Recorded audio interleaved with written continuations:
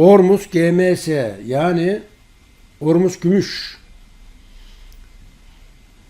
Ali Arslan Beyefendi Ormus GMS kullandım. 3 günde öksürük azaldı. 3 günde öksürük azalmış. Ormus GMS nedir? Yani Ormus Gümüş birleşiminde altın, bor, çinko, mangan, demir, potasyum, sodyum, magnezyum vesaire içeren monoatomik element. Ormus GMS'yi yani Ormus gümüşü dünyada kimse üretemez çünkü üretim tekniği çok çok farklı. Dünyada bir veya iki firma üretiyor, biri de biziz. Başka kimse üretemez. Çok değişik bir üretim teknolojisi gerekir. Çok değişik. Çünkü böyle neyse devamını söylemiyorum. Evet. Şimdi bu gümüş Ormus gümüş ama koloidal gümüş değil. Koloidal gümüş 5 ila 15 nanometre çapında hücre içerisine girip hücre içerisindeki virüsü yok edemez.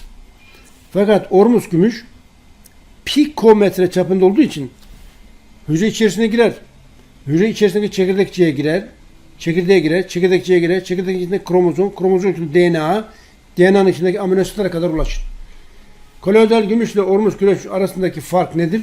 10 milyon defa büyütürsek ikisini Ormus gümüş topu iğne ucu kadar, koloidal gümüş futbol topu kadar. 10 milyon fark var aralarında. 10 milyon. Büyüklük bakımından. O nedenle Ormus gümüş her tarafa ulaşır. Her türlü mikrobu yok eder.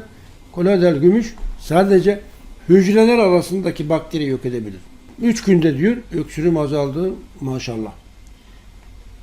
Erhan Yavaş Beyefendi Ormus gümüş ürününü ailece kullanıyoruz. Ağır gripleri ayakta hafif atlatıyoruz. Oh maşallah. Nasıl? Niçin? Neden?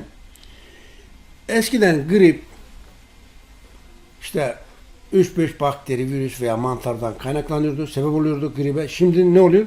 İnsanlar Avustralya, Güneydoğu Asya, Çin, Japonya vesaire, Kore oraya buraya gidiyor veya Güney Amerika veya Afrika veya Kuzey Amerika gidiyor. Oradan buradan bakteri, virüs, mantar getiriyor.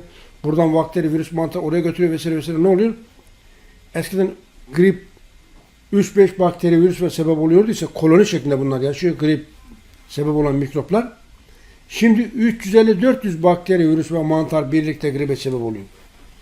Bu nedenle gribe karşı üretilen ilaçlar 3 ay sonra etkisiz oluyor. Çünkü bu koloninin içerisine yeni bir bakteri, virüs ve mantar giriyor. Bitti. Etkisi sıfıra düşüyor üretilen virüs.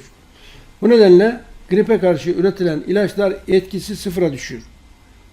Ve milyar dolar para vererek ürün üreten firma ürünü etkisiz olunca ne oluyor? İflas ediyor. Milyar dolarlık yatırım yapıyorlar. Başa çıkamıyorlar. Oysa Ormus gümüş kullandı mı fark etmez.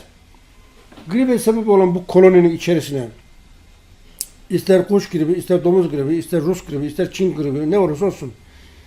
Bu koloninin içerisinde hangi bakteri, virüs ve mantar gelirse girsin fark etmez. Ormus gümüş ta hücre çekirdeğin içindeki DNA'ya kadar giriyor. Fark etmiyor. Hangi mikrop? Fark etmiyor. Faruk Saron Ormus GMS çok faydalı. Şifa kaynağı herkese tavsiye ederim demiş. Allah razı olsun.